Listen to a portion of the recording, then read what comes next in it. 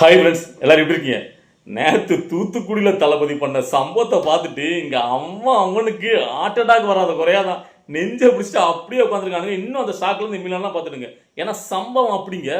இவங்களுக்கு என்னெல்லாமோ எதிரிகள் விஜய் மீது அவதூறம் பரப்பிட்டே இருந்தாலும் இந்த மக்கள் அவர் மேலே காட்டக்கூடிய அன்பை மட்டும் இந்த மக்கள் செல்வாக்கை யாராலையும் பார்த்தீங்கன்னா குறைக்கவே முடியல. அந்த அளவுக்கு விஜய் அவர் மேலே நேற்று தூத்துக்குடி மக்கள் காட்டின அன்புங்கிறது எதாலையும் ஈடுனே கம்பேரே பண்ண முடியாதுங்க. அதாவது டைலாக் சொல்லுவார்ல, தூக்கிட்டாங்கப்பா தூத்துக்குடிக்கார பசங்க அப்படின்ட்டு அதான் ஞாபகத்தில் இருந்துச்சு. திறக்க விட்டாங்கய்யா தூத்துக்குடிக்கார பசங்க அப்படிதாங்க நம்ம சொல்லணும்.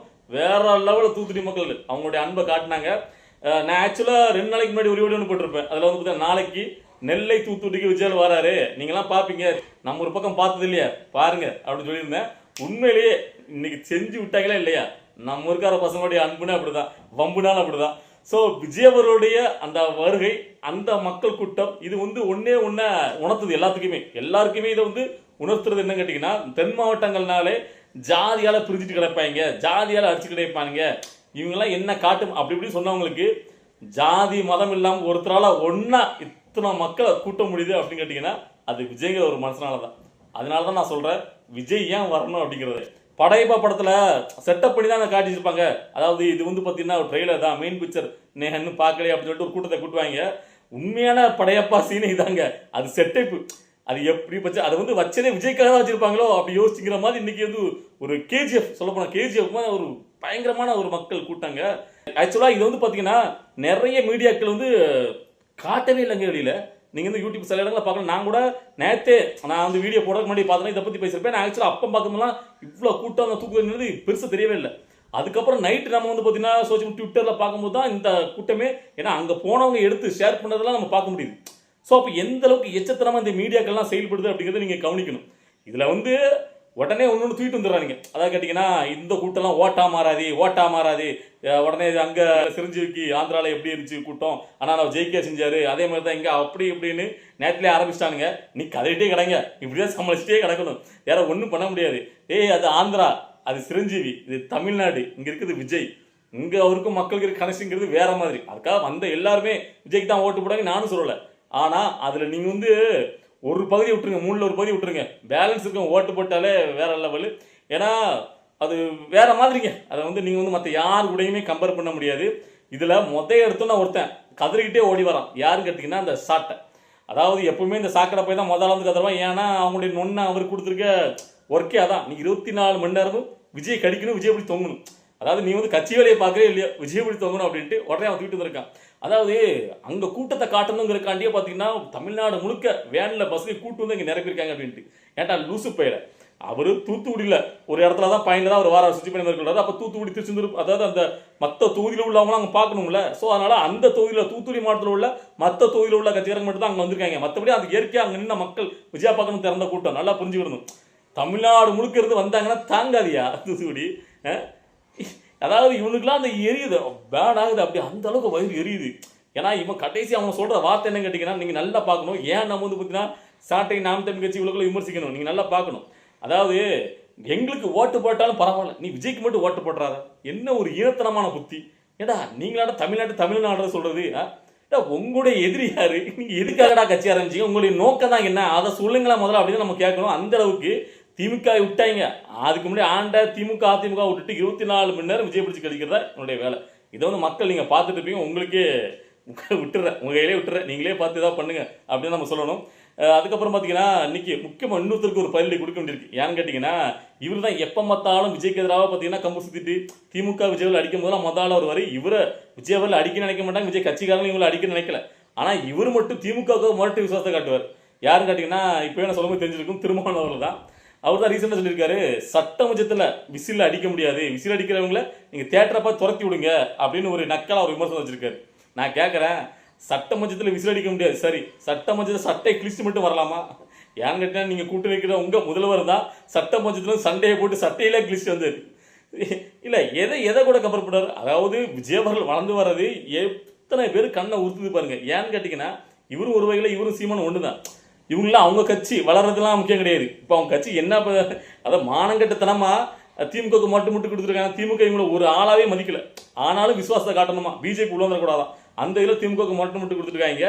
இவங்களுடைய கட்சியும் சீமான் கட்சி மாதிரியே பார்த்தீங்கன்னா அழிஞ்சிட்டு வருது விஜயோட வருகைக்கு முன்னாடி. அதனால தான் இவங்க விஜயை விமர்சிக்கணும் மொத்த ஆளாக திருமாவளவன் வந்துருவாரு. இதில் இன்னொரு ஒரு இது இப்போதான் ரீசெண்டாக நான் பார்த்தேன். திருமாவளவன் அவர்கள் பார்த்தீங்கன்னா தேர்தல் பரப்புரையில் ஈடுபட்டிருக்காரு. அப்போ கட்சியை சார்ந்தவங்க அவர் பேசிட்டு இருக்காருங்க, அந்த வண்டி மேலே ஏறாங்க விழுந்து அவர் இறங்குடான்னு பேசிக்கிட்டே கீழே தள்ளுறாரு. ஒருத்தரும் கேட்க மாதிரி தெரியல. அது 2 பேர் மேலே ஏறி உச்சாரம் எடுத்துட்டு அவர் மூஞ்சி நேரம் வீடியோ எடுக்க போறாங்க, செல்ஃபி எடுக்க போறாங்க. கடைசியில் ஒரு கட்டத்தில் பொறுக்க முடியாமல் ஷூட்லேயே யாரும் வர கொடுக்காரு. எத்தனை பேர் பார்த்தீங்கன்னு தெரியல அந்த வீடியோ. ஏன் இந்த இடத்துல சொல்கிறேன் கேட்டிங்கன்னா, அதாவது விஜய் கட்சிக்கு வர்றவங்க எல்லாம் பார்த்தீங்கன்னா தற்குடிகள். அவங்க எல்லாம் பார்த்தீங்கன்னா எதுவுமே தெரியாமல் அந்த ரசிகர்கள் முகத்தில் அப்படி அழைப்பாருங்க, இப்படி அழைப்பாருங்க. வந்து பார்த்தீங்கன்னா அப்படின்னு ஏகப்பட்ட விமர்சனம் வைப்பானுங்க. அதாவது விஜய் வந்து இப்போ வரும்போது பின்னாடி வராங்க, கூட வராங்க அப்படின்ட்டு. இன்னைக்கு என்ன நடந்திருக்கு பாருங்களேன். உங்கள் கட்சி கட்டுப்படுத்தப்பட்ட சிறுத்தைகள் தானே. ஏன் வந்து பார்த்தீங்கன்னா இப்படி நீங்கள் பேசிட்டு இருக்கும்போது உங்களுடைய அதாவது ஒரு தலைவராக இருந்துக்கிட்டு இறங்குன்னு சொல்லியும் கேட்காம அவளுக்குள்ள மேலேயே செல்ஃபி எடுக்க வராங்கன்னா அப்போ எந்த லட்சத்தில் இருக்காங்க? நீங்களாம் வந்து பார்த்தீங்கன்னா புதுசாக வரக்கூடிய விஜய்க்கு வந்து அட்வைஸ் பண்ணுறதுக்கு உங்களாம் தகுதி இருக்கா? நீங்களே உங்கள் கூட்டத்தை இன்னும் கட்டுப்படுத்தலையே. உங்களுக்கு கூட்டம் கம்மியான கூட்டம் தான். அந்த கூட்டத்தையும் இன்னும் உங்களுக்கு சரிவர கட்டுப்படுத்த தரல, ஒழுங்குமுறைப்படுத்த தரல. ஒரு தலைவர், உங்கள் கட்சி தலைவர் பிரச்சாரம் பண்ணுறதுக்கு இப்படி தான் மேலே ஏறுவாங்களா? நீங்கள் எப்படிங்க வந்துட்டு விஜய் விமர்சனம் பண்ணுறீங்க? என்னத்த சொல்ல. சரி, ஓகே. அதுக்கு அடுத்தாப்புல என்ன ஒரு விமர்சனத்தை இன்னைக்கு வச்சுட்டு இருக்கீங்க நிறைய பேர் அப்படின்னு கேட்டீங்கன்னா, என்னப்பா நேற்று பிரச்சாரம் போனாரு, இன்னைக்கு ரெஸ்டா, ஒரு நாள் பிரச்சாரம் போனா ஒரு நாள் ரெஸ்டா, என்னப்பா உங்க ஆளு அப்படின்னு சொல்லி நக்கல் விமர்சனம் வந்துட்டே இருக்கு. நான் பார்த்தேன். ஆக்சுவலாக சொல்ல போனீங்கன்னா இன்னைக்கு அவர் வந்து கடலூருக்கு போக வேண்டிய பிளான் தான். ஏன் போக கேட்டிங்கன்னா, பாண்டிச்சேரியில் எலெக்ஷன் நடந்துட்டு இருக்கு. ஸோ பக்கத்தில் கடலூர். ஸோ இவர் வந்து அங்கே ஏர்போர்ட் போய் அங்கேருந்து காரில் போனாங்கன்னா கூட்டம். ஸோ அதெல்லாம் தவிர்க்கணும் எலெக்ஷன் நடந்துட்டு இருக்க டைமில் அப்படிங்கிறனால அவர் போகலை. அப்போ இன்னொரு கேள்வியும் வரும், இது வந்து முன்னாடியே பிளான் பண்ணப்பட்டதுன்னா 9ஆம் தேதி எலெக்ஷனுங்கிறது எப்போ சொல்லிட்டாங்களே. ஸோ அப்போ நீங்கள் கடலூரை பிளான் பண்ணீங்க, வேற எங்கேயா பிளான் பண்ணிக்கலாம் அப்படின்ட்டு. ஆக்சுவலாக அவங்க வந்து பார்த்தீங்கன்னா ஹெலிகாப்டரில் போயிடலாம் அப்படிங்கிற ஒரு பிளான் வச்சுருப்பாங்க போல தெரியுது. ஸோ ஆனால் அது வந்து பார்த்தீங்கன்னா சரிவர அது வந்து வசதியாப்படலைங்கிறனால ரத்து பண்ணியிருக்காங்க. இது வந்து பார்த்தீங்கன்னா தமிழை வச்சுக்கலாம் செயல்னு சொல்லப்படக்கூடிய தகவல்.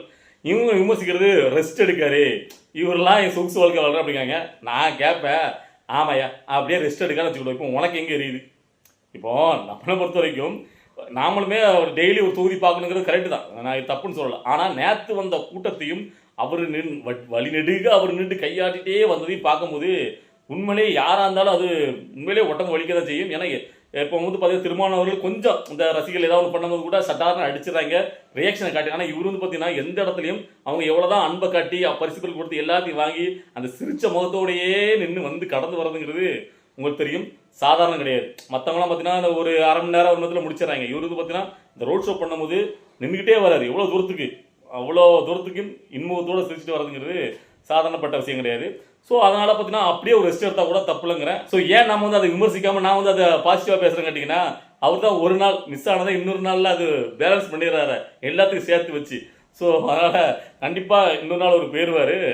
ஸோ இப்போ நாளைக்கு காரைக்குடி போகிறார், அது வந்து உறுதியாகிட்டு சொல்கிறேன். காரைக்குடியில் வந்து பார்த்தீங்கன்னா 12 மணிலேருந்து 2 மணி வரைக்கும் ஏதோ அலோட் பண்ணி பெர்மிஷன் கொடுத்துருக்காங்க. காரைக்குடி வேற லெவலில் தெரிவிக்க போகுது.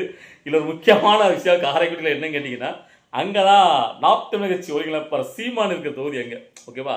இப்போ நாளைக்கு அங்கே போயிட்டு விஜய் என்ன பேசுவார் அப்படிங்கிறது நம்ம ஒரு கியூரியாசிட்டியில் இருந்தாலும் ஒரே ஒரு மட்டும் நான் சொல்ல நினைக்கிறேன். அங்கே போயிட்டு அவர் வந்து திமுக இப்போ மேலே அடிச்சுட்டு சீமானை பற்றி கொஞ்சம் கூட கண்டுக்காமல் போயிட்டான்னு வச்சுருங்களேன், அதான் கிட்ட அசிங்கம் சீமானுக்கு வேறு எதுவும் கிடையாது. ஆனால் ஆக்சுவலாக அப்படி தான் பண்ணுவார் பாருங்களேன். சீமானெல்லாம் மதித்து சீமான ஒரு பேரையோ இல்லை எதையும் குறிப்பிட மாட்டார் அப்படி தான் நான் நினைக்கிறேன்.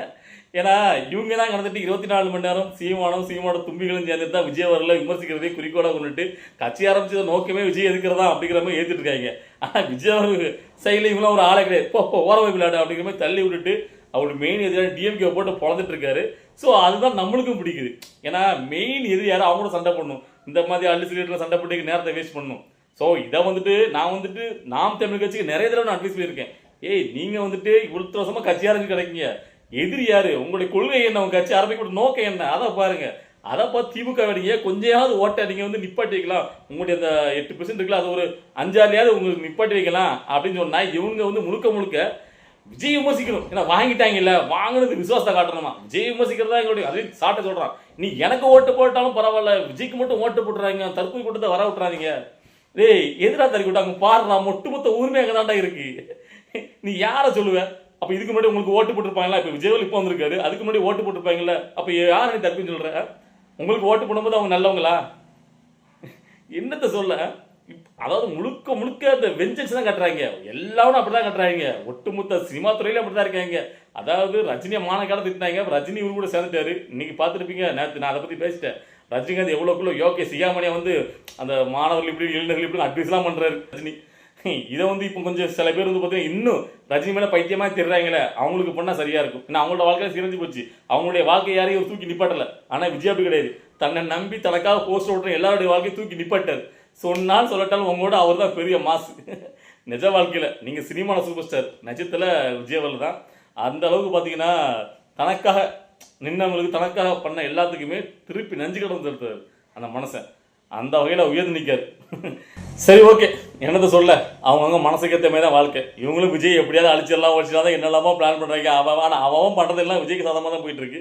ஸோ இதில் நாளைக்கு காரைக்குடியில் ஒரு கலக்க போகிறாரு. அதை பார்த்துட்டு நம்மளுடைய வீடியோ வரும். ஓகேவா?